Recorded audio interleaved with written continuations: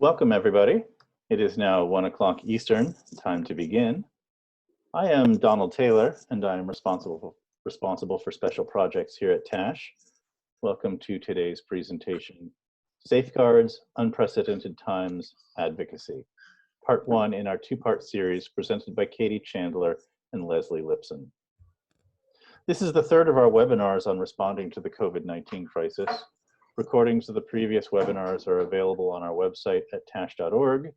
Just click on the COVID-19 Response and Resources banner. We have 2 additional webinars scheduled in May and more on the way. On Wednesday, May 13th is our roundtable discussion, Disability Employment During and After COVID-19, Making the Post-Pandemic Future of Work Inclusive. And on May 22nd is part 2 of this webinar, Safeguards, Unprecedented Times, and Advocacy, Part 2. Check the TASH in Action newsletter and this morning's reminder for details on registration, and keep reading TASH in Action for additional webinars like this one in May and June. For attendees who don't know us, TASH is a values and research-based advocacy association with an over 40-year history of advocating for the rights of people with disabilities. We are located in Washington, D.C. with local chapters in 18 states. Originally founded in 1975 by university researchers, we quickly expanded to include family members, self-advocates, teachers, service providers, and others dedicated to the cause of guaranteeing that people with disabilities are able to participate in all aspects of life.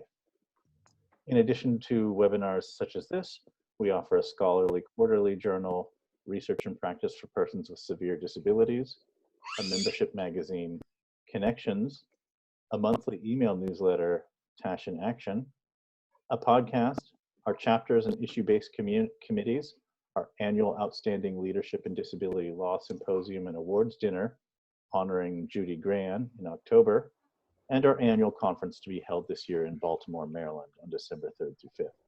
You can learn more about TASH, including about becoming a member or attending our annual conference at tash.org. Just a few details on how to participate in today's webinar. Our 2 presenters will speak for about 1 hour and 10 minutes, with 20 minutes at the end for questions and answers. Please notice if you move your mouse over the Zoom window, a menu will slide up from the bottom, and you'll find a couple of controls of interest. The first is a microphone icon to your left. Click on the arrow next to the microphone and you'll get a menu that will allow you to adjust your individual volume. The second button of interest is the chat button. If you need any assistance during the webinar, I will be monitoring the chat box. Also, if you're in need of captioning, it is provided in a separate browser window. You can open the window by clicking the link. You can find that link in the email you were sent this morning, or it's in the chat box as well. Zoom has both a chat and a Q&A box. We will use the Q&A box for the questions and answer session at the end. If you click the Q&A icon, you will open the Q&A window and you can type your question there. The presenters may answer questions if they're unique to you via text, but any question that's of general interest, I will address during the question and answer session.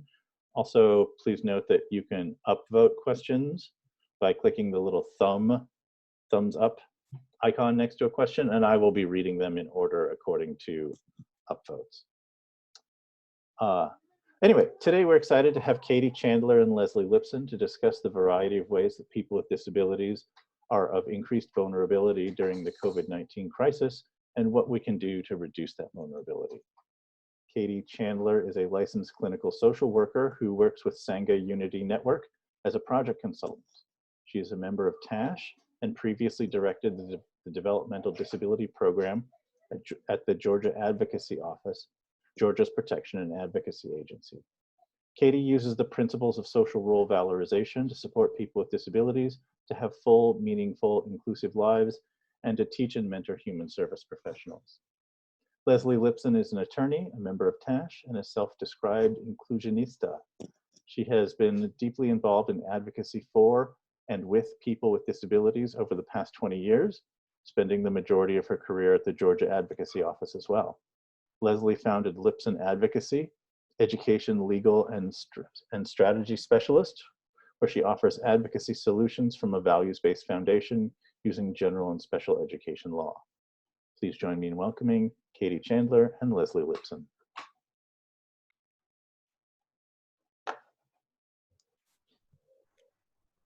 Well, thank you so much, Donald. My first TASH experience was probably maybe 15 years ago, one of the first conferences I ever, I think, presented at. And so it feels great to come back home. And we had the opportunity to also present at the national conference, a pre-conference symposium, and a couple sessions. So this is comfortable ground for us. Even though the technology is different, the people in the space and the ideas are the same. Yes, we're glad that you all joined us today and look forward to seeing what you have in the chat box and as well as live questions, as Donald mentioned. So thanks to Tash and thanks to all of you. So what we're thinking of going through today, you've obviously read the description about and signed up for the webinar, and we appreciate that. So we're going to look at the ongoing, the relevant at all the times, not just during COVID, but how vulnerable people with disabilities are, and some of the assumptions that are made about people and stereotypes, and then what happens based on those assumptions, the true dangers that people really are up against. And then we're going to discuss some strategies and supports for advocating and helping people stay safe. We'll talk a lot about safeguards. And then that is much more going to be the discussion in part 2, which is on the 22nd. So we actually, I found this quote yesterday. I'd like to tell you that we're always way done with our presentations way before they start, but we're always turning them over in our heads day after day after day. And the World Health Organization says, the situation may be overwhelming, but coping with the stress will make you, the people you care about, and your community stronger. And so we've been reflecting on how we feel this week and what's going on within the greater community of all people in the world dealing with a pandemic. And then maybe a smaller community of people that stand beside people with disabilities, then even a smaller community of people that experience disability and what that feels like during this time. And Katie is jokingly has told me lately that I sound like Doomsday, that I have been, you know, it's hard, and we acknowledge it's hard. We're actually thrilled that you decided on a Friday to come listen and think about this. And we hope that together, as we talk about this and think about it more, you feel connected to other people struggling in the way that we're struggling with this. And you feel validated, and you feel heartened, and you feel a little more energized moving forward. It's a hard time, but we do have a lot of ways forward, and we feel hopeful. Yes, so we wanted just to start with that quote because it is important to acknowledge, and everyone's doing the best they can. So we want to get a sense of who's here right now. So if you will do this poll that Donald's going to launch for us, and you can click more than one. Here it is. So if you'll just describe yourself, if you're a person with a disability or a family member of a person with a disability, are you a TASH member, maybe a direct support professional, a service provider, an educator, an employee at an advocacy organization, community advocate, or other. So and you may be all of these things. So please, yes, please, you know, put all your roles in there.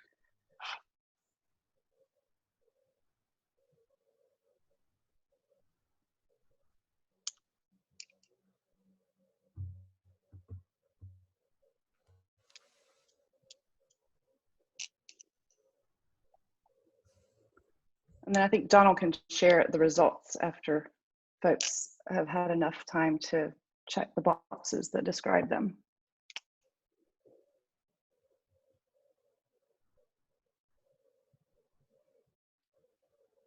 Okay, great. Okay, so you can all see on the screen as well, we have such a great mix of people and several folks who are TASH members. So I know TASH appreciates that. And let's see, service providers, advocates, educators, people with disabilities, family members. This is great. So let's go ahead. Thanks, Donald, for launching that. And thank you all for voting. So this is a quote from Tom Kohler, who was long a citizen advocacy coordinator in Savannah, Georgia. And many years ago, he put together a little booklet and a guide for citizen advocates who were standing by people who are vulnerable, people who have developmental disabilities through their situations. And many of these have been lifelong matches, and there are some incredible stories coming out of the Citizen Advocacy Office. But this little booklet that Tom wrote many years ago, we've been through it again just recently during this time and this situation, and thinking about what we're up against. And we pulled a couple of quotes to share with you. And the first one here is, people who are devalued by society are always at risk of getting less than the best. And we know this to be true before COVID, for sure. We know the experiences of people who are seen as different and then treated differently because they have an impairment, a disability that people in the greater society do not value. And then all of the things that can happen once people have decided, or people have assumed, or people, you know, believe the stereotypes that exist, that some people are, you know, much more at risk of getting less than the best just because they have an impairment that other people don't perceive as being valuable. So the first quote here is about just setting the stage for us to be thinking about how people who are treated in this way are much more at risk. And Dave Hinsberger, listen to this particular sentence we lifted from History of You from the Wrong Side. Disabled people have always been on the wrong side of history. We've been left in the forest to die. We've been vilified by those who think we are manifestations of sin. Our final solution through seldom acknowledged came first, and genocide honed its skills in our lives in the basement of institutions. We have been sterilized, brutalized, congregated, segregated, persecuted, and destroyed. History is not our friend. And there are so many ways to think about these ideas. I think that we have to know that people who live in devalued status, who have experienced devaluation, some people call it, you know, discrimination in our current history, that for folks, as Katie alluded to, bad things happen. And they continue to happen from womb to tomb, and throughout history and throughout location. And so when we look around during what the Southerners, we call with everything going on, you know, some people call it COVID-19, some people call it coronavirus.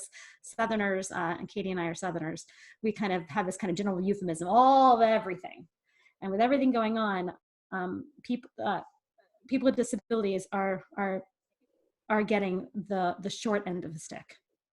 When we're going to talk a lot more about what's going on for people who live in congregate settings, people are institutionalized, people who are being totally abandoned by our medical system, people who are in charge of policy aren't thinking about. And we don't want this to feel like something that we're not familiar with. We're super familiar with this. We're really used to this. This isn't something that we can't address. We don't know what to do. We don't know how to hold people up, hold their voices up, how to work through crisis. Advocates and people with disabilities have been doing this throughout history and time. So we put together a list, and feel free to add some other thoughts here in the chat box that we'll look at. And what we were thinking of is, let's get a sense of what we all know to be true, that people with disabilities experience, people with disabilities are up against really in ordinary times. And so some of the first things that came to mind for us are that people have been rejected, and not just a rejection that happens once in a while, or a rejection that you may have experienced when you felt rejection. We're talking about profound, lifelong, relentless rejection over and over again. Many people's experience has been one of not being wanted and just feeling this relentless rejection from service providers at times, from schools, from peers, from strangers in the community, from family members at times. And so relentless, constant rejection is what people are up against in ordinary times. Also being misunderstood. And this speaks to how a lot of assumptions get made about people, and how people believe some stereotypes that may exist, which is why we try our best as advocates to make sure that whatever we're doing in our advocacy and how we show up with people does not reinforce negative stereotypes. So we want to make sure, so people have long been misunderstood. And that's another, what we consider a wounding life experience that really shapes a person's life. Those are the first two. Many times people with disabilities get seen as other.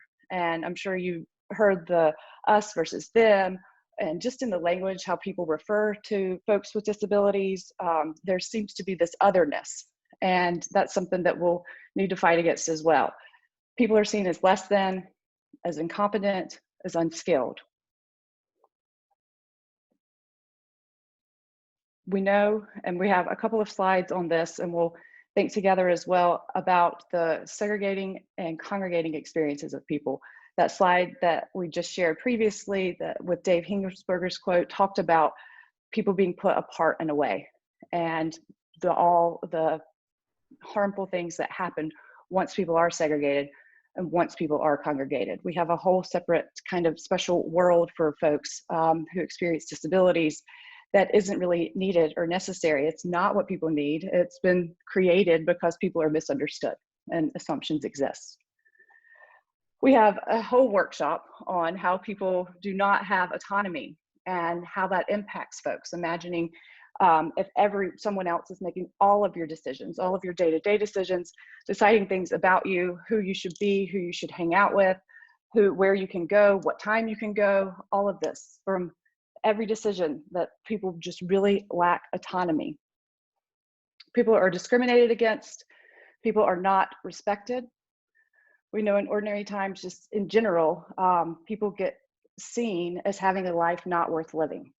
And this is especially problematic right now with COVID-19 and the risk to people who may develop symptoms and are in need of treatment, and medical professionals are deciding that this person doesn't have a life worth living. People often experience being pitied, and this shows up also for family members and for advocates who align themselves with people with disabilities, that folks often, express like sort of this pity mentality, this mindset, this approach with you when you're standing with people with disabilities. So no one wants to be pitied ever. Like, it is just such this inferior, superior dynamic that is just painful and definitely wounding. We also know that people are kept apart and away. So once folks are segregated and oftentimes congregated only with other people with disabilities, surrounded by people who are paid to be with folks with disabilities, once folks are segregated and congregated, we know they're apart and away. And this shows up, and we'll clarify this in a couple more slides, but this shows up in two ways: physically and socially. So folks experience physical distancing and social distancing. And we're going to talk too about the new term that our culture is vastly familiar with right now, what it actually has meant and what we've thought about with how it's shown up in the lives of people with disabilities forever. So folks often also experience having their rights restricted or completely denied. This goes back to not having autonomy and not being able to exercise ordinary rights that all other folks might have. People have long been abused and neglected. This is why the protection advocacy systems exist and why advocacy is so important. There have been endless barriers, and I'm guessing, Leslie, are you watching the chat while we're going through? Because I'm sure folks are writing in, and when I said barriers, it made me think of that, because there have just been endless barriers to how people with disabilities can access everything that most folks would want in a good life.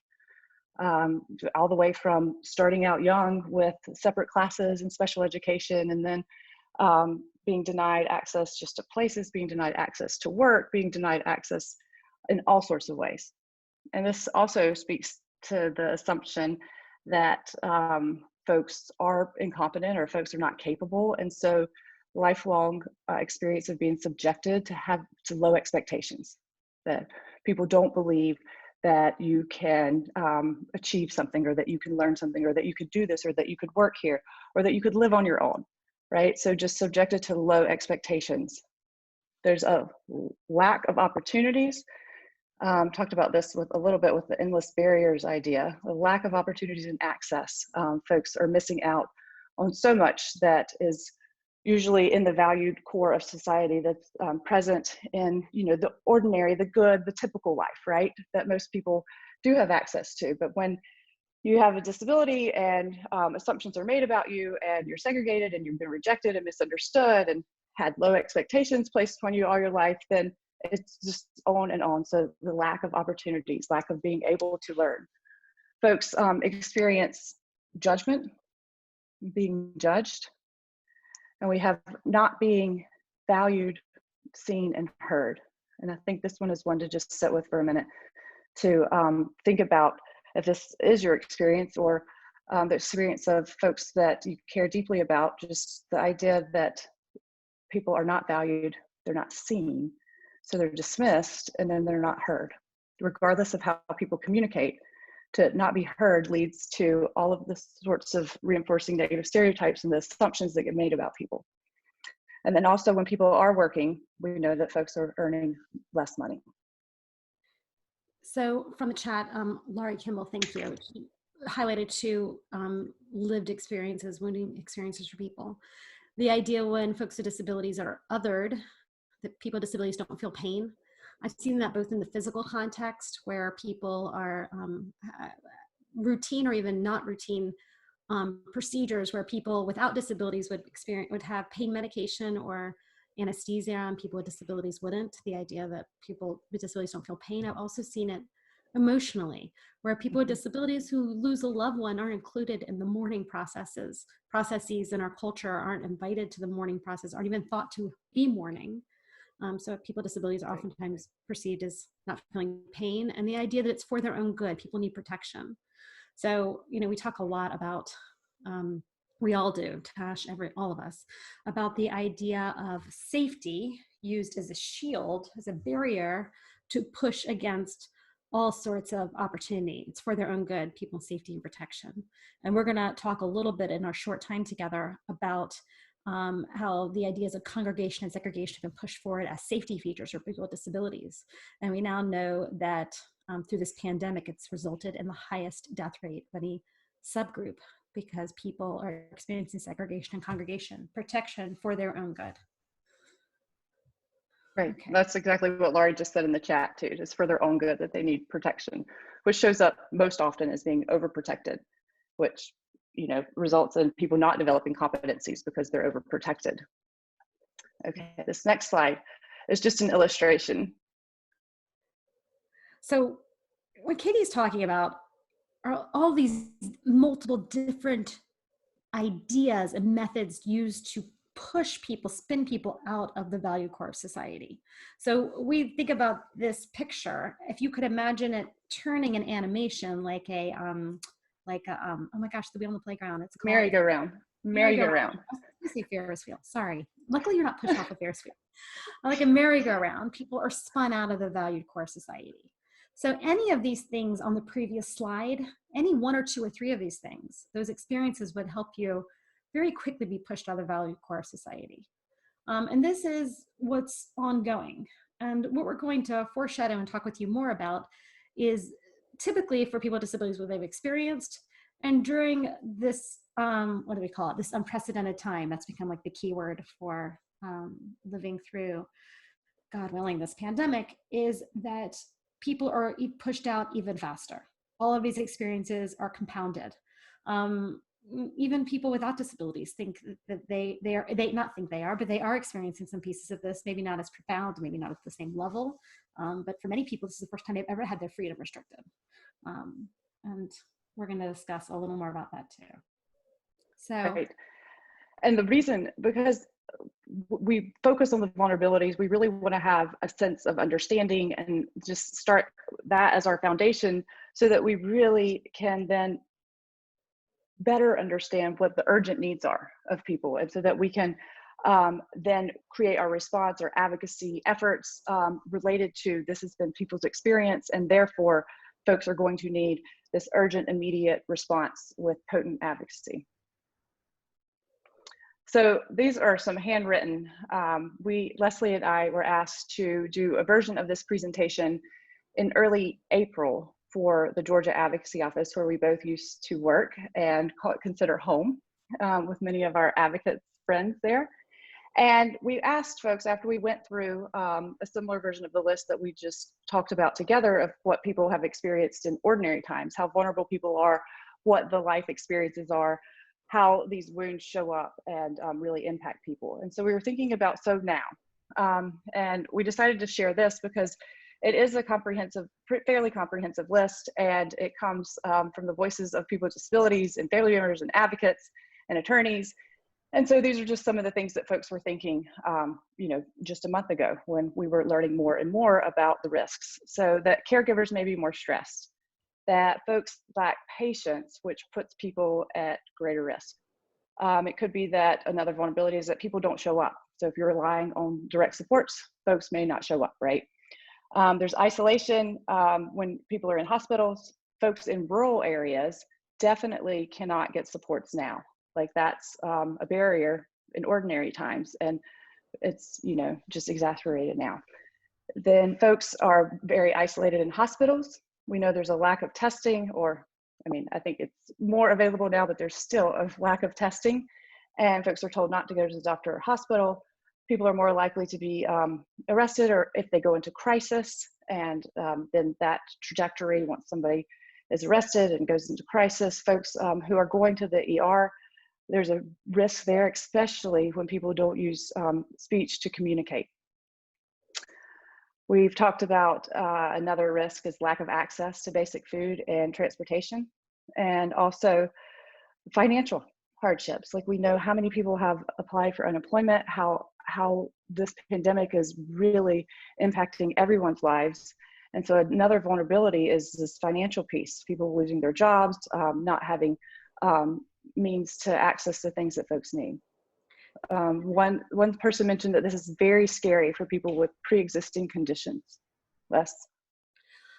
I think I was going to say that I'm really struck by it, almost makes me teary, as these are the things we were saying a month ago. And every single one of these is compounded by time. And this is continuing. I mean, we live in kind of a state with not the best leadership. And so there are things, a lot of restrictions that have eased up in Georgia, which is not likely to result in good things for people with disabilities. But in most states, things are still, you know, very, very shut down, and you each could speak to your own locality. But if you had food insecurity for 2 weeks, you're less vulnerable than having food insecurity for 8 weeks. Same idea. If you need preventative medical care or any medical care, you need to go to the dentist, you need dialysis, whatever you need, maybe 2 weeks, maybe you can make it. Going in 8 weeks and 10 weeks, the consequences are increasing. And so I think that's one piece that I think when we do feel, we have to keep our eye on the idea of these increasing consequences for the vulnerabilities. Vulnerabilities are time, they themselves are increasing, making people really living in heightened vulnerability. Right. There's a couple of comments in the chat box too. So Laurie mentioned the lack of access and support for using technology to communicate, leaving them out of the way. Most of us are now reaching out, which is great. The unintended consequence is another comment. Unintended consequences of social distancing during COVID-19 has resulted in greater physical distancing. Yes, these are a couple of our next slides. So that's exactly right, what we were thinking as well. And with an accelerating level of depression, fear, anxiety, trauma, and other mental health issues, direct support professionals now novel approaches ensure a human connection and build hope for this client. So we'll talk more about social distancing and probably come back to this point as well. The other ones that you can read on the screen too, this increase in homelessness, in food insecurity, poverty, increase in domestic violence, we're hearing about as well. This increased discontinuity with service workers. So if you do rely on folks to come in, direct support professionals, and then some are not able to, or for whatever reason, and that's, I mean, there are many, many reasons, but we'll talk more about what it means for the experience of the person, the impact to the person, just having different people who come in who may not know you. People are having their accommodations denied, not like even met at all when they're in a hospital or when they're needing specific accommodations. And we know about how folks are having their lives we described seen as not worth living. People are being coded. People's lives really are, or their deaths really are being hastened. Their lives are ending sooner than they would need to. This is all revealing gaps in services in our healthcare system, and these gaps will widen when we're all under stress, which speaks to this heightened vulnerability that we're just describing. And then I think the last point when we were discussing this with this group of advocates was that the decrease in revenue, right, will make these home and community-based services that so many people rely on and use to access the good things in life much more fragile. And so we haven't seen exactly how this impact will play out, but we know that this risk is there. Okay. So Katie and I found this picture just particularly powerful. This is Sorry. It's okay. Sorry, let me go back to it. From the New York Times, a page article that's actually, I don't know if it's front page because I only see electronically. It's hit our front door. Homes of the disabled see a surge of COVID-19. It has 3 people with disabilities who all use chairs, and multiple people who are direct support professionals, and they're all wearing PPE. So all wearing the protective equipment. You've got masks on and hats on and other things on. The people with disabilities that live in this, I wouldn't call it a home, I call it a facility, aren't wearing any protective gear whatsoever. And we know from many stories across much hard evidence and anecdotal evidence that for people with disabilities, many people have been abandoned to die in places where COVID-19 is rushing through kind of like wildfire. And the death rates are astronomical. In Georgia, it looks like, what they've counted at least, which is not very much, but it looks like 50% of the deaths have happened in facilities that serve, air quotes, people with disabilities. So it is an enormous problem. Or other vulnerable, and other vulnerable populations too. So like people who are elderly, right? Elderly and psychiatric hospitals, kiddie psychiatric hospitals, so PRTFs, psychological residential treatment facilities. We call them kiddie hospitals. They're horrible places. So all of these places have incredible rates. And so this next slide is the idea that at least 40% of residents are infected with COVID-19 in a bunch of different states across the nation. In our state and other states, the National Guard was sent in to supposedly clean up different facilities. And we've heard that that increased trauma for people who were veterans and all of a sudden saw somebody in a uniform cleaning up their nursing home. And just the impact of what people have experienced has been really intense. And that the idea that people are safer in congregate facilities, we've always known. And I think this is one of those unique opportunities for the disability advocacy community, because we've always known that that your rate of death is hastened in these types of places. And now we've got some, really powerful data and experiences around this. I'm hoping it won't continue playing out, but it remains Right. days. That one example Leslie was describing where the National Guard came in, we heard from folks who lived there that they were not told that this was happening. So the people who are using the services are, really kept in the dark and not informed about what's going on, which just increases, the uncertainty and how scary things are. And then just to be completely dismissed and ignored with this information that could be helpful, right? So Nicole has just posted a few minutes ago that she says, one thing I think we should move to the term physical distancing because it makes more sense. So that's what we're going to talk about now.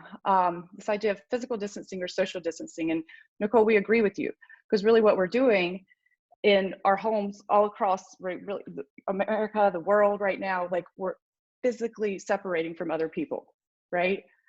And so we want to talk a little bit about how that has shown up, the difference with physical and social distancing before COVID, before all of this. So our friend and colleague, Brittany Curry, who lives in Georgia, she put together this illustration to describe what we have before we thought about this kind of social distancing. Is she's got the little image of 3 people standing 6 feet apart.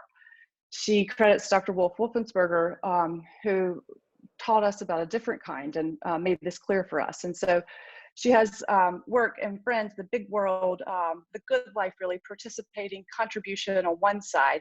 And then the other side would be the isolation that people with disabilities experience when they're physically distanced, because they're spending their lives and their time in a separate sort of world that is only, for folks with disabilities, for folks who are vulnerable, for folks who, and then only with other people. So they often, this isolation within day programs and congregate living, there's a special Sunday school, there's a special everything. In other longer presentations, we ask the group to really think about this separate system that exists and that's been created and funded and still believe that that's what people need, when we know that it's really not what people need. People need the same things that everyone needs, right? Which is what's over here in this big world that Brittany has illustrated.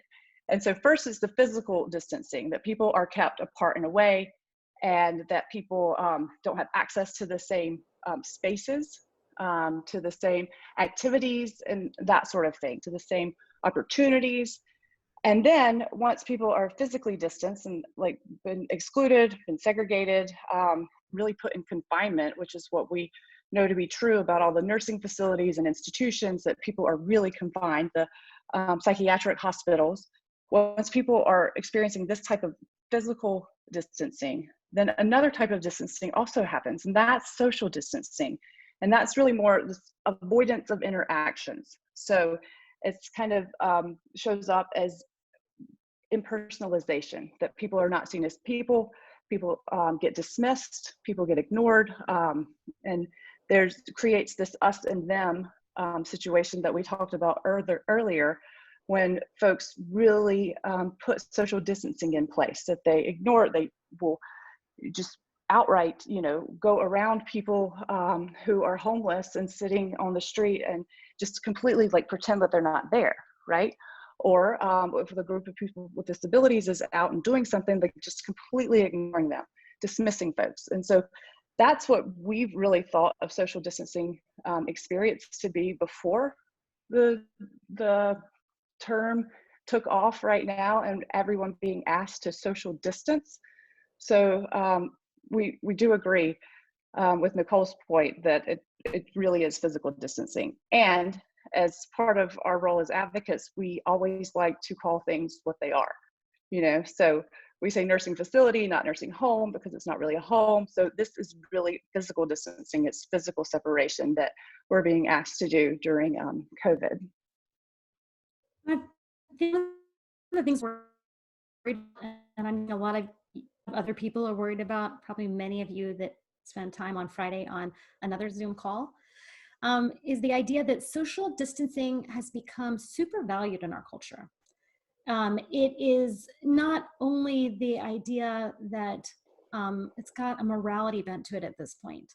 There are definitely reasons around prevention of a pandemic and public health why we're into social distancing. But for people who live with heightened vulnerability and people with disabilities that have experienced a lot of social distancing long before the global pandemic, an overemphasis on the incorrect term social distancing, but what they really mean is physical distancing.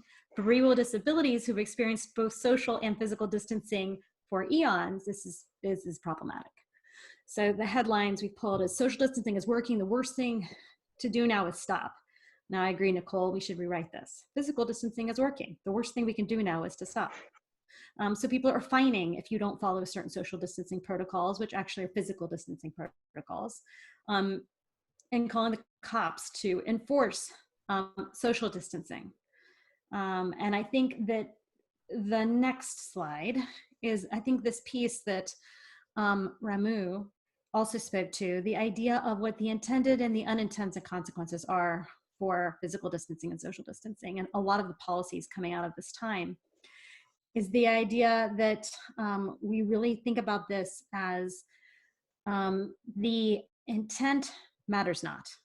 but the impact of the people experiencing the policies and procedures and wounds that we're putting in place as structure, as de facto structure in our culture right now, the impact of people is enormous. We have to look at not why are all these things happening, but what does it mean for people? And we're hearing from so many people with disabilities that people's mental health, for people who have maybe not traditionally experienced mental health issues. I know, actually personally know a couple people who have DD who are now really struggling with specific mental health issues that were not an issue before. But because of physical distancing, it's a huge struggle. So we really are thinking only about the intent and not about the impact. And it has deep ramifications for our culture. And the other piece being that, and it's okay, you can stay there, is that if we look at civil rights movements in the content of just intent, I didn't intend for that to happen, we would be nowhere. Like, we have got to look at impact. We cannot focus on intent. We never have, because people will always raise their hands and say, listen, I have great intent. I have great intent. So, we really have to highly focus on impact even more now. And, one of my mentors always says to me, when you feel like you need to rush really fast, make a lot of decisions, you really need to slow down. And we do. We need to slow down. When you rush, you end up with something like what my governor has put into place. Look at what my governor's done. His name's Brian Kemp. And so this is the current order that exists in my state. And listen, you don't probably really care about what happens in Georgia. I don't blame you. But it's indicative of the kind of executive orders that are happening all over the nation. You could see this list, and this could be a list of disabilities. But not only is it not a list of disabilities, it kind of is a list of disabilities, but it's not very specific. So I've gotten calls and talked to people about, what is severe heart disease? Does that mean you're on one drug? Does it mean that you had your arteries cleared out and now you don't really actually have heart disease anymore? You're sure your heart's really good? Is it severe if somebody said, call your doctor and see if your doctor thinks it's severe. How do you get into a doctor right now? How many people just filed for unemployment, and insurance is connected to employment for most people? They don't have a doctor. They don't have insurance. So the impact of these policies and supposedly to keep people safe are really problematic. And yes, of course, for people that are immunocompromised, and for many people with specific types of disabilities, there definitely has to be safeguarding and around making sure that people are not to COVID-19, like that for sure.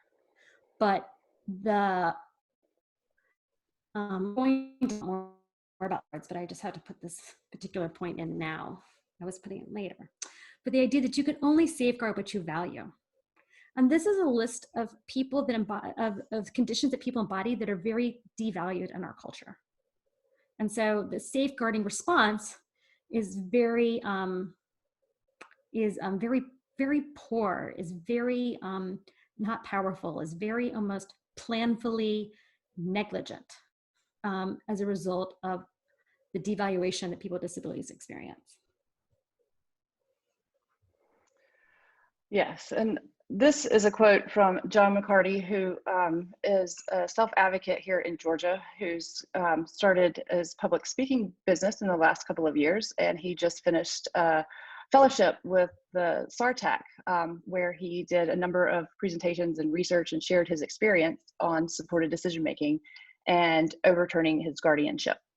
So he mentioned this during a meeting with the Supported Decision-Making Advisory Council in Georgia, and he said that people think they get what isolation is, but they'll be more immune to what the needs of us are, who really are isolated.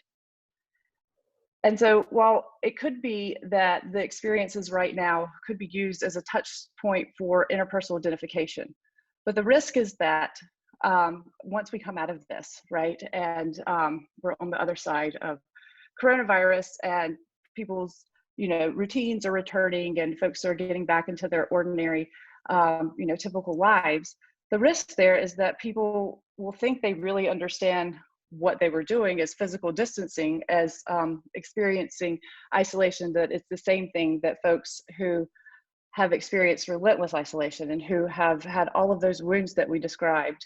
The risk is that it could even be dismissed later. Well, I know what that's like. I went through coronavirus, right? And so that's John's point, is that people will be more immune to what the needs of us are who really are isolated.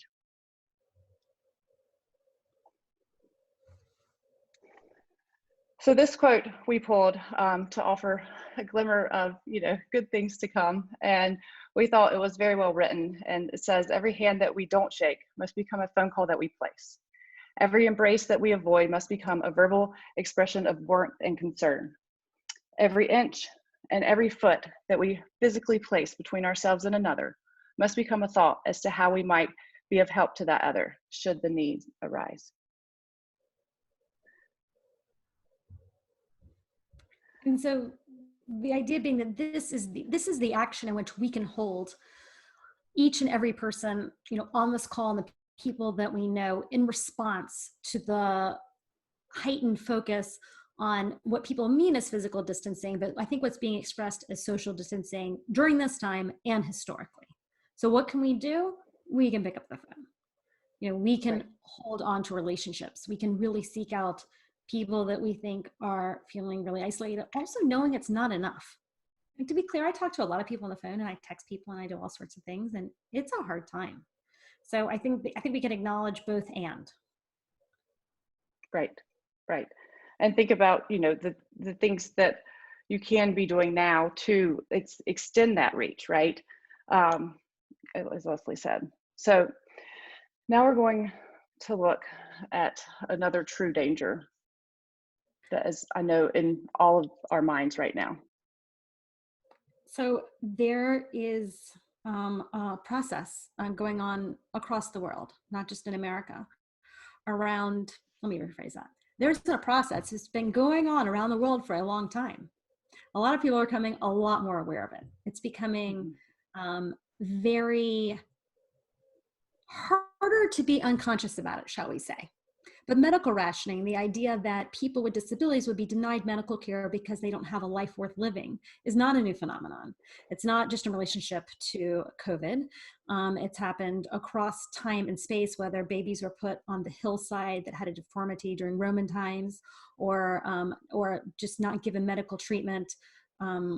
Recently, I know of a case, several, or people not be given organ transplants and being allowed to be on the organ transplant list because they don't have disabilities. These are all examples of this. Now we're talking a lot about how do hospitals decide that are overrun, who gets treatment, who gets ventilators. The lists in many states and federal agencies, national agencies that do advocacy work have come out, including TASH, very intently saying and doing policy letters pushing against the idea that people with disabilities wouldn't get treatment during this time. Although we celebrate that we have pushed out policies, getting people to agree to not withhold treatment just because people have a disability, I think the idea that we're still in that paradigm is overwhelmingly distressing. It's one of those things that we keep on fighting over and over again, thinking that surely people understand people with disabilities have a life worth living. We continue to see headlines like this. Another one from the Daily Beast is the idea that the coronavirus overwhelms funeral workers, that we live in a time where people, of course, are going to die. And of course, the people that are going to die are going to be people with disabilities and people that are elderly. The hardest question doctors may face: who will be saved, who won't? So doctors now decide who dies. And when I say now, I don't mean now like they always have, but at least these are still on for, people are becoming a lot more aware of it and more conscious of it. And Katie and I both think that that bodes well for civil rights movements moving forward. These won't be things that people say, I've never heard that people with disabilities can't get medical treatment. That doesn't happen. I don't think people are going to say that anymore. But people certainly were shocked about it 2 or 3 months ago. Okay, this is a really powerful piece of writing by Alice Wong, talking about, she says, I'm disabled, I need a ventilator to live. Am I expendable during this pandemic? I'm just going to read the bolded part. Actually, I'm going to read the whole thing because I think it makes much better sense. Okay, there's a significant body of empirical evidence showing there's a substantial gap between a disabled person's self-assessment about how their quality of life is judged by folks who've never experienced their disability. Some prominent bioethicists even refer to this as the disability paradox. To me, there's little paradoxical about disabled people valuing their own life more than it's valued by non-disabled people making judgments based on stereotype and stigma. To conceptualize paradoxical is to wrongly assume that disability inevitably diminishes well-being. And we found this powerful, and we would also take it a step further. Yes, a person with a disability may say, my life is not expandable, it's worth living, and I'd like it to continue. But we also, within the culture, want to see that universally acknowledged and pushed forward. And that is the goal. That's what we're pushing forward. And we do think it's a unique opportunity. Somebody just said implicit bias and disability awareness is what everybody in college should take. Let's not let them wait till college. Thank you, Nicole. I agree with you. But let's not wait till college. And I also think people are reading a lot and learning about a lot of this, and they're really so uncomfortable. And they don't understand how this is pushing against how their brain has been formed within the culture. And that way, I think we have a really unique opportunity. Katie. So the little writings from Tom that I referenced earlier, so he writes that when you hear the words quality of life, it is likely that you're hearing a rationale for providing one person with less care than another person with the same illness. We're seeing this now, aren't we? If you hold human life to be sacrosanct, listen for quality of life language. Let it be a red flag. And what that really speaks for itself. What year did Tom write this book? Was it 92? It was years ago. Yes, maybe. Okay. So it was not in the 2000s, as the kids say. We're boomers. So yes, this idea we have to continue really holding true over and over again. Right. And so yes, let it be a red flag. Here's some more red flags, right? So these are some dangerous assumptions that are even more so problematic now, that people with disabilities are undeserving of certain medical treatment, that people are a burden on families, on service providers in the healthcare system, that people don't have a good quality of life or lives worth living, that people are already used to social and physical isolation. But that's a very dangerous assumption. Speaks to what someone mentioned earlier about the pain, that people don't feel pain or loss, right? Another assumption is that people are familiar with others having control over autonomy and freedom. While that is the experience for most people, it is very dangerous and problematic to assume this and to go about your interactions in this way, when seen as hazardous to work with. And you may have seen the phrase hazard pay, and we're not disputing that people need to be appropriately compensated for working, but when you equate hazard pay with working with people with disabilities, what it could be saying, what we believe it's saying, is that people are hazardous, right? And so that risk there, this is a very dangerous assumption. That another assumption is that people didn't work anyway. It speaks to, the isolation, that they're used to this, like, they weren't doing much anyway, maybe going to a day program or sitting around, because people's lives have, in many cases, been wasted, right? That people haven't lived up to their potential because folks have had low expectations, and that folks haven't had access to opportunities and to try new things and to develop competencies. So this assumption that, well, all's okay, right? Another one is that people are seen as disposable, and we've already touched on the fact and agree that this is a very dangerous assumption, that people are safer living in group homes and facilities. That's really untrue. So I actually, hearkening back to that picture I showed earlier, the New York Times thing. So the idea that the people who were direct service providers are wearing masks and they weren't hazardous, but people with disabilities weren't offered the same types of material to keep themselves safe. And, depending on where you live in America, many people not wearing masks is seen as hazardous. I think there are other places in America where you're wearing a mask, then you're seen as hazardous. But we certainly have to be aware of what the imagery of that means and how it's changing over time. I can't imagine 2 years ago saying people with disabilities should wear masks, where people were already being treated as being contagious all the time, no matter what disability people had. But now we do have a very real threat of a major, highly contagious, virus. And so we do have to be, really conscious of that. So, I love the Twitter. And if you really want to read some powerful testimonies to what lived experiences for many people, it's such an accessible form of communication. So we've seen a lot of this where people are saying, I won't die from COVID. It only kills older people or chronically ill people or people with immunocompromised or elderly people. And so, it's really not so worrisome for me, or I'm going to go do my life. I'm going to go lead my thing. And so where people with disabilities are really chronicling what their experience has been to live like that, how people's lives are worthy, what it makes people feel like when you say things like that or act in that way.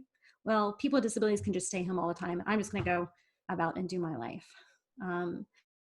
And that it's raised, I think, for many people, their consciousness about it, but I think that also a lot of other people kind of continually reinforcing, well, if it's just gonna, if COVID-19 is just going to eradicate or hurt people with disabilities, then that's really okay with me. And it's a really profound confession of people's belief in eugenics.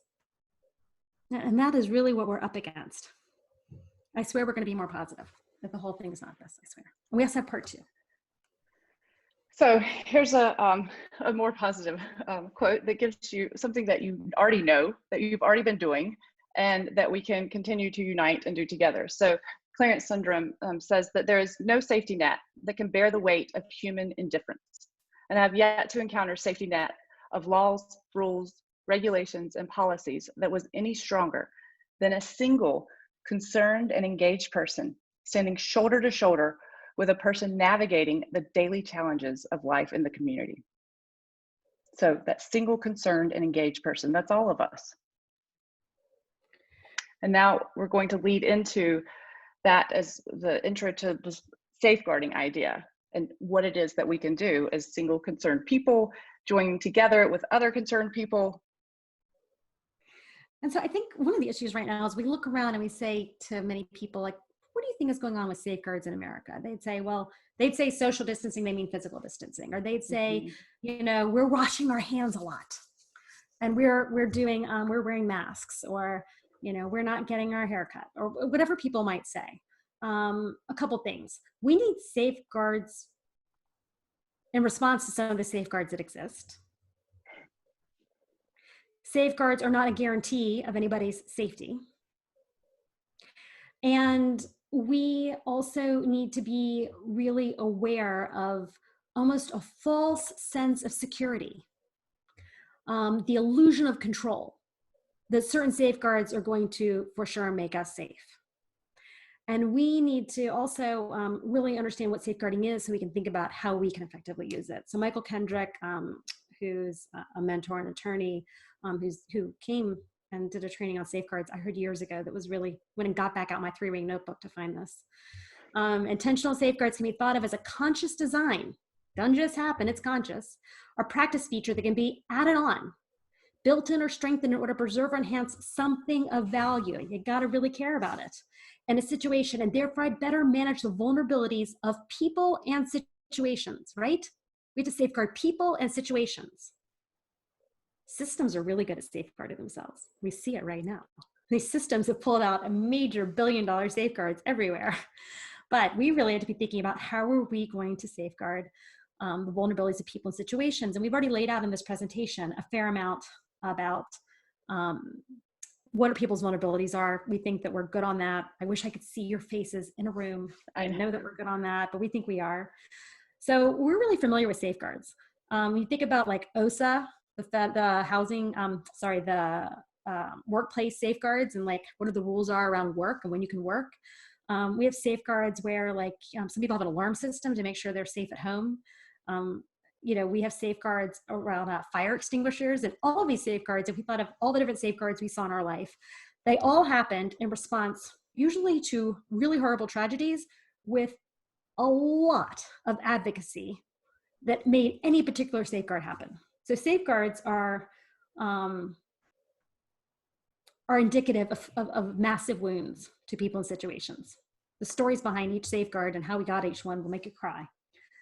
And we have to really cultivate an appreciation of the vulnerabilities that exist and think about the principles that we that we value to push forward with safeguards.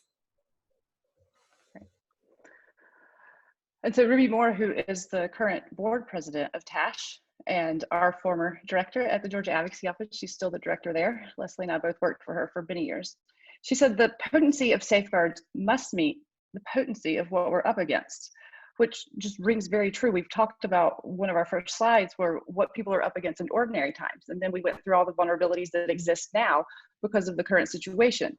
And so when we're thinking about what it is that we can do, as Leslie just mentioned, we have to think about it in this response that it's going to be potent enough to really, really stand up against the vulnerabilities.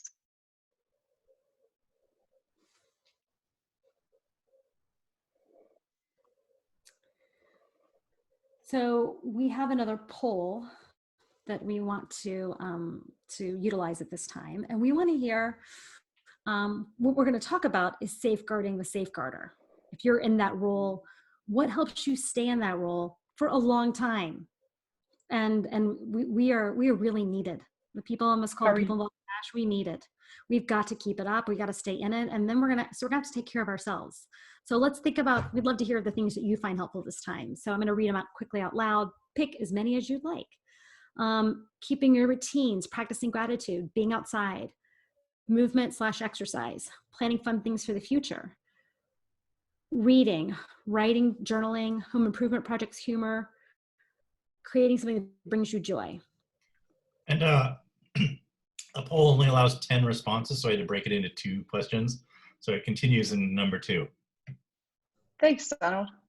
Okay, then we have cooking, baking, sunshine, spirituality, faith, finding new ways to connect with family and friends, playing games, organizing, limiting news and media, online shopping, and I wish we could add to this poll because somebody put in the chat beer. Yeah, my favorite. Yes, Laurie. We may have had a couple of those in here, but we took them out. They did have a off-color list we took out for you. But so please vote on this list. And just so you know, Zoom won't let you put write-ins because we would have let you just write in what you find. Like Laurie did, you can write in the chat box too. So if you have another addition, yes, wine. Okay.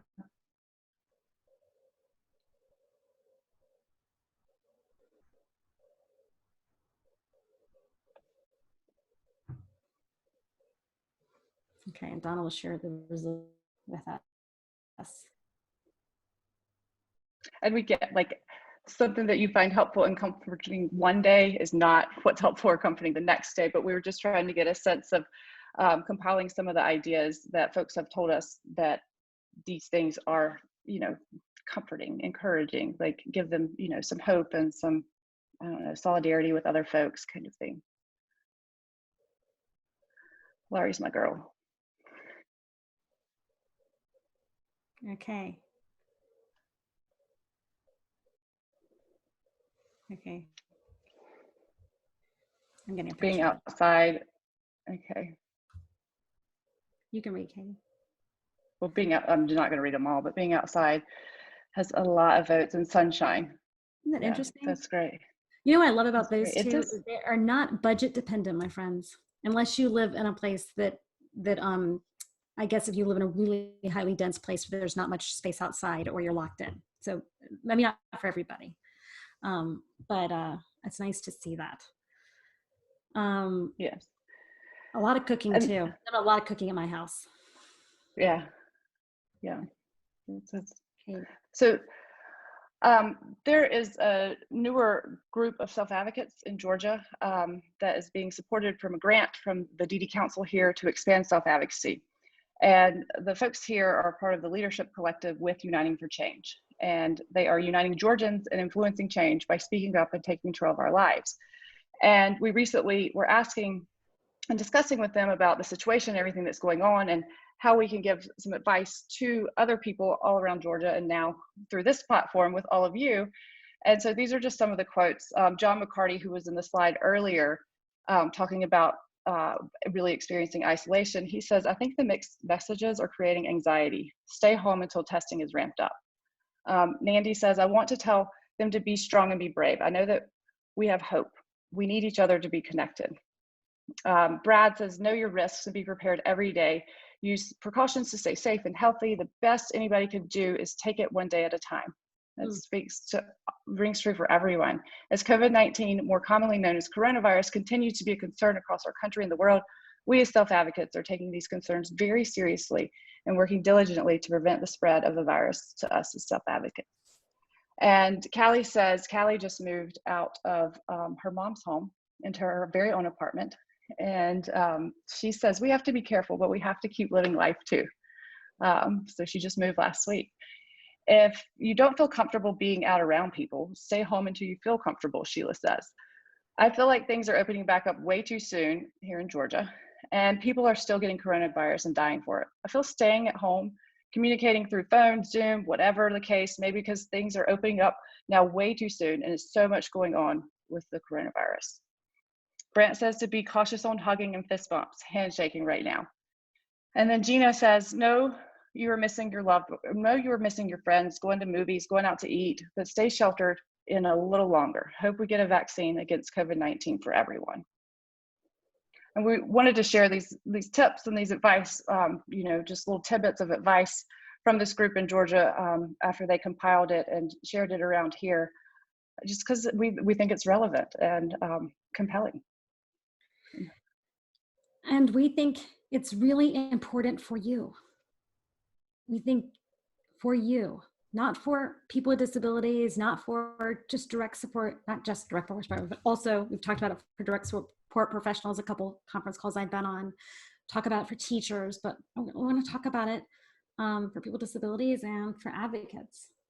David Petoniak, paraphrasing Jean Clark, said, "A person's needs are best met by people whose needs are met."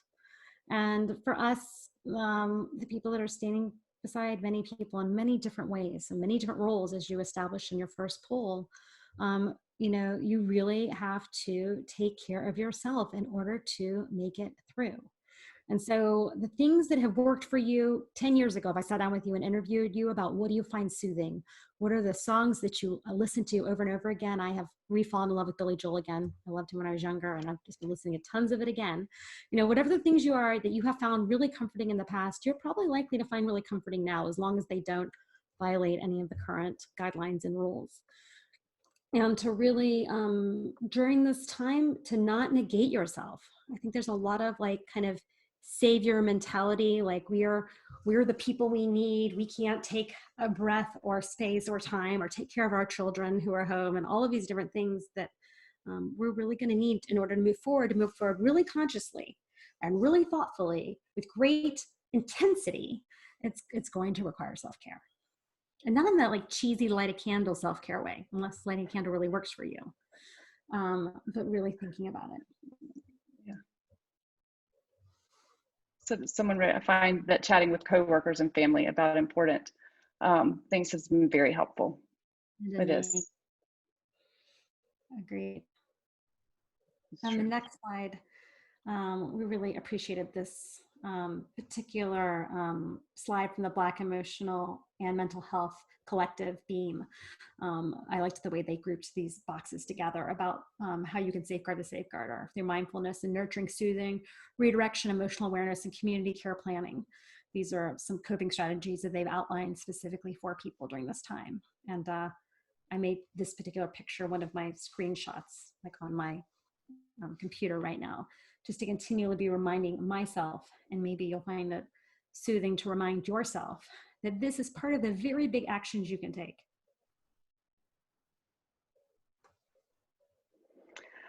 And then I saw this image on Facebook shared by a friend and probably shared all around now. It says, "May we grow back, not to what was, but instead towards what can become." And I just thought that was, beautifully illustrated, and the words ring true, that there is some opportunity here. And Ramu's writing as well. He's talking about the little things that make a big difference and that build hope, that we can then become as well, not just because people are saying, you know, starting to talk about, well, when things reopen or when we get back to our normal, as folks describe, or when things return to the ordinary, typical, like what we're used to. But what if instead towards what we can become? There are so many opportunities opening up now that we can continue to advocate for and continue to work for social change and justice that weren't as, you know, prevalent right before what folks are going through right now. Like now that more folks are aware and conscious that there is, you know, this possibility of some bigger movements and some, you know, changes to really make these differences. There are some really specific, unique opportunities for people with disabilities. I'm aware of some groups that have kept up really good listing of all the types of job accommodations that are being made so people can work virtually, where if you went to your employer 3 or 4 months ago and said, can I work from home virtually for 2 months? I have a disability and this is my experience. What about 2 months working from home? And many employers would say, you know, no, you have to come into the office. That's an essential function of the job. And now we know that many jobs can be done from home for 2 months. That the whole range of supports and opportunities available with virtual work. Same as school. Many, as you heard from my bio earlier, most of my work is in the context of education. And many kids who are immunocompromised or have fatigue issues, or the space is just too overwhelming to make it all day long. You know, many kids are denied any opportunity for virtual learning, or only offered virtual learning. And now I think that the idea of hybrids and different ways to make that work is just really powerful for people.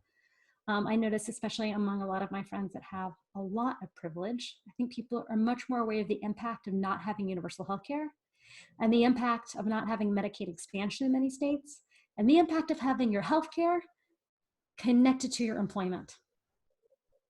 And I think that we're going to have some unique opportunities to capitalize on that as it goes forward. And somebody said other things we should be pushing for. And we have, I think, a lot of opportunities to be pushing for. The other thing, I have a friend who has been immunocompromised for many years.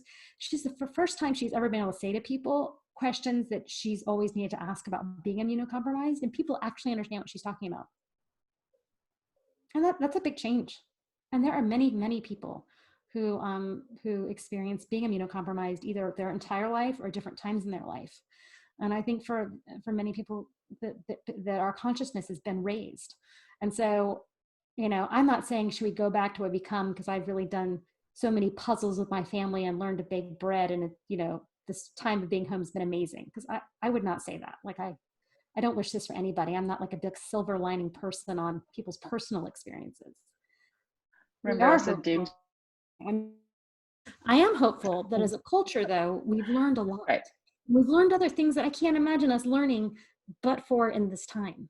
And I think for people with disabilities, unfortunately, I think we spent a lot of our advocacy efforts recently just trying to hold up, you know, like hold back, like please, you know, don't evict people, and people with disabilities deserve to be included in this type of relief, and people with disabilities deserve medical care. You know, this is what we have to hold, but eventually we'll be pushing forward on other specific types of policies. So in our next, we have 12 minutes left. So for questions that Donald can open up, and we can review the chat box as well. But in our next session on the 22nd, we're going to get much more specific about some safeguards for when people with disabilities are receiving services from service workers, and when people with disabilities are hospitalized or, you know, in need of medical treatment, and what we can specifically do with that. So we hope you'll join us as well on the 22nd. There is a link that we can drop into the chat box too, that you can copy out of there if you can. And it's just a feedback form for Leslie and for me, so that we can get to hear a little bit about what you thought and what you think we should do differently, or any input that you have to give, what you might want to see on the 22nd presentation. So we'd really appreciate if you would complete that. It's just a little Google survey. Won't take very long at all. you know, people say it'll only take 5 minutes, but they look like it's gonna take 20. It's not. It's really short and simple. And that will really allow us to make sure that our next presentation is relevant to what you're interested in the second part of this. We would like that.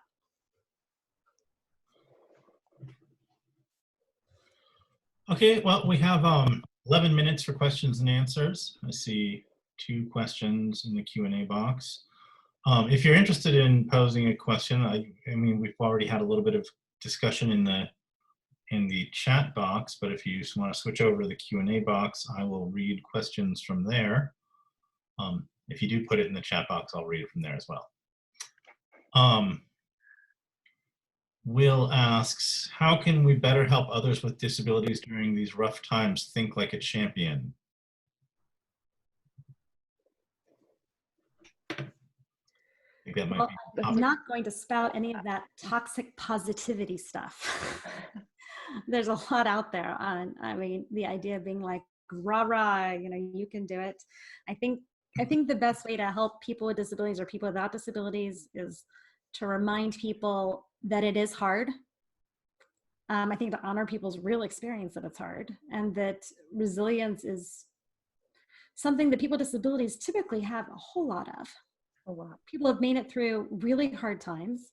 They will again, and to think back at other times in people's life, they made it through hard times, and what supported them to do that, and make sure those things and other things are in place. Maybe that sounds really trite and simple, but I don't think there's any job aid or work form or interview process or planning process that, you know, that does that. I don't know. What do you think, Katie? I was typing the link in the box for the feedback survey. I was also going to say, while Les was talking to in response to this question, there are a number of opportunities. Tash is hosting a self-advocacy session on Fridays, right? I think it's on Fridays in the afternoon. And there's another group with Green Mountain Self-Advocates and SARTAC who do self-advocacy sessions where people can connect. And I think that could really help, you know, spearhead some of the villains of power and champion to be connected with other folks who are experiencing the same thing and the ideas. So that might be helpful. And I think we covered a couple too, hopefully throughout the presentation that you can build upon. I'm putting this link in here for you. Oh, thanks, Donald. Got it. Thank you, Donald. Elsa asks, what are some ways that you'd suggest safeguarding valued roles for people as they are maintained to remain at home, or as they are mandated to remain at home? I'm sorry. Hard one. I think that's a big thing. And I think, you know, thinking about the idea of clinging on to, holding deeply true to roles that have been very hard fought for people with disabilities. I mean, I think taking the roles and, you know, even charting out, deconstructing the activities, seeing which activities are still available at home. Most roles have activities at home. I would not have told you that my consulting job would have all gone on Zoom for 2 months. I could not have imagined that I would be doing all this training on Zoom, but here I am. And so for many people, many of their roles, once you start charting out like what people's roles are, there are certain parts of it that can happen at home. I think exploring different types of social media. For many people with disabilities, they haven't maybe had a phone or haven't been very proficient at social media. But for many of us, big parts of our life are now even more on social media. So I'm amazed at all the things I've learned on TikTok. Y'all can all laugh. But I have recently started TikTok. And so, you know, whether you're involved in different types of Zoom events that are specific to that valued role, or you're joining different groups on Facebook that have to do with that valued role, I think the most important thing actually is to have high expectations and think about how do you expand valued roles, not just how we hold on to them. It's a weird time, right? What do you think? What you can be doing now, like to enhance people's competencies, like in that particular role, because I mean, we can all improve in whatever role we're in, right? You could improve in your parenting role, or improve in your presenter role online, or improve in, you know, your other family roles, and how you help around the home, all of the different roles that are available right now. And then like exploring, because there are so many, it's almost overwhelming, and how many offerings there are right now online to learn how to, I mean, Fender's giving away free guitar lessons on their app, and, you know, the master class has everything, right? So there are some opportunities there to, you know, do a little role exploring and see if there might be something else that comes up that could develop and really deepen into a valued role in the future. Good question. Thanks, Alisa. Glad you're here. I have a question from an email. Okay. I'd like to know what my child's rights are if she gets sick and ends up in a hospital. Would she be allowed to have someone there to advocate and interpret for her? This is maybe for next episode, but I know that we discussed this earlier. I think so. I'm going to switch hats for a moment. So I am an attorney. I'm not your attorney, and I'm only licensed in the state of Georgia. But generally, the Americans with Disabilities Act is clear that people should have accessibility to their health care. And in order for that to happen for many people, we need somebody standing beside us, especially for children, to have their parent or guardian or their proxy, somebody there with them. Also for people who may use different types of communication or other people might not as be familiar with or understand, that would be a very typical accommodation. And TASH has resources and other organizations have resources to specifically access to make sure that you can do that. And we're going to talk about what that looks like not just like being with somebody, but like what it really looks like being with somebody and what you can actually do before and in that moment during our part 2. But we hope you don't need it. Right. Okay, somebody asks, what advice can you give for individuals with disabilities to be included and involved with state plans? Oh, yes. I would encourage people to reach out. Like, folks are just determining, you know, with different appendix to like make changes to home and community-based services right now that, you know, impact the people. And I hope your states are reaching out to self-advocates and trying to survey, trying to get what people need. If not, like in some states that I know well, then I would encourage folks to be reaching out and to calling. There's probably a constituent services phone number. Surely someone knows someone who works at the division, who works at the state, a legislator who can, you know, listen and receive input and really try and explain the situation so that folks get an understanding of what it's like and what the impact is, so that, you know, you can dispel some of these assumptions and stereotypes all along the way. I mean, really just reaching out. I would need more specifics about your particular state to Google and figure out who, but I think yeah, that would be the first thing I would do. And I think back to the idea of we know how to do this because we know how to do this. You put any specific question that how do we include people with disabilities in advocating for inclusive education, post-secondary education, employment, healthcare rights, you know, whatever the question is, how do we know how to do that? Do it now. Sam asks, our park district is planning to hold summer camps this year and is thinking of instituting a screener like, can your child stay 6 feet apart from others? Would your child keep a mask on if they were told to, etc.? While I do get it, I also feel like it would disproportionately exclude kids with disabilities who are usually supported in these inclusive settings with one-on-one support staff. Just curious about what others think and maybe other solutions to keep everyone safe while safeguarding rights. Interesting question. I think the first thing I would tell you is here we are, what are we, May? What's the date today? May something, I don't know. But I've already bought 3 different masks for my oldest daughter with some pretty significant sensory issues, and we haven't quite found the right one. But I think every parent of a kid that may have trouble wearing masks should be on it. Like anybody knows of any types of ones that are lined with fleece? We really like fleece, please tell me. But there are lots of different kinds. I think that we all need to be working at home with the people we love to make sure that we can find masks that are comfortable, that people are prompted and get used to wearing masks. You know, I think it will become a similar thing to carrying a purse or wearing shoes or other types of behaviors that maybe when we started felt real strange, but we got used to it. So we need to, I think that's first. All parents need, not parents, all people that love somebody that might struggle with that's got to do that. And then also, I think we have a lot of work to do with people on 6 feet.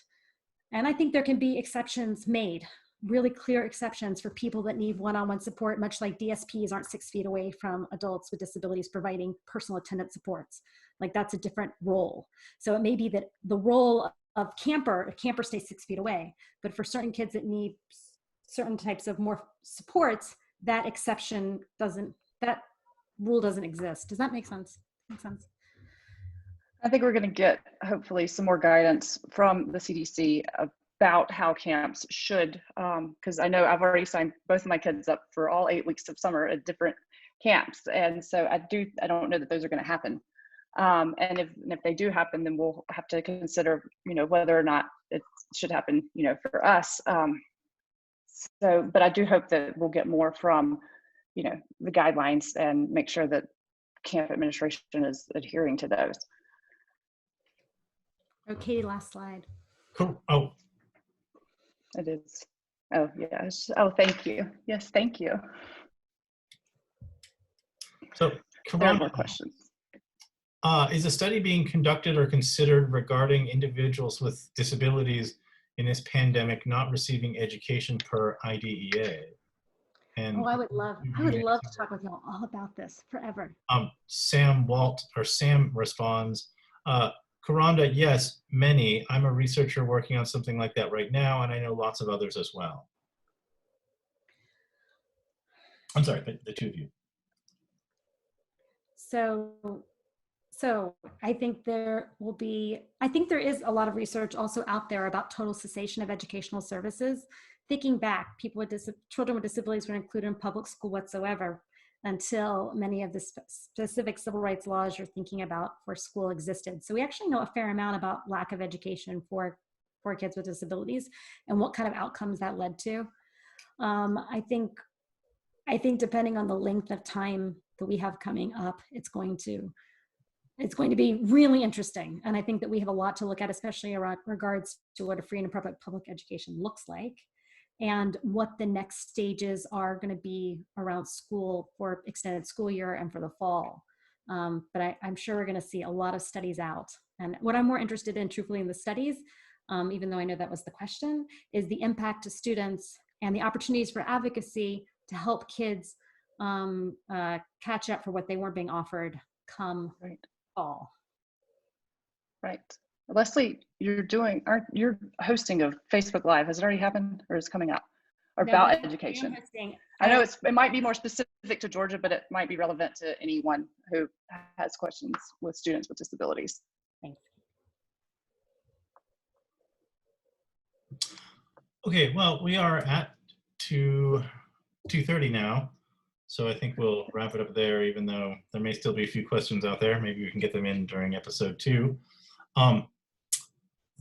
This is the first of our 2-part webinar, Safeguards Unprecedented Times Advocacy. As a reminder, part 2 will be on May 22nd, the same time, Friday at 1:00 p.m. Eastern. The link to register for the second part is in the email you received earlier today, and it's in Tash in Action. And yes, you do need to register for part 2 to receive your access link and PIN, even if you've already registered for this episode. But thank you to Katie Chandler and Leslie Lipson for spending this hour discussing the ways that the COVID-19 crisis has put people with disabilities in increased peril. And we look forward to a further discussion of what we can do to mitigate that. Thank you. Thank you all. We do look forward to your feedback if you got the link. So thanks everyone. Stay safe. Bye.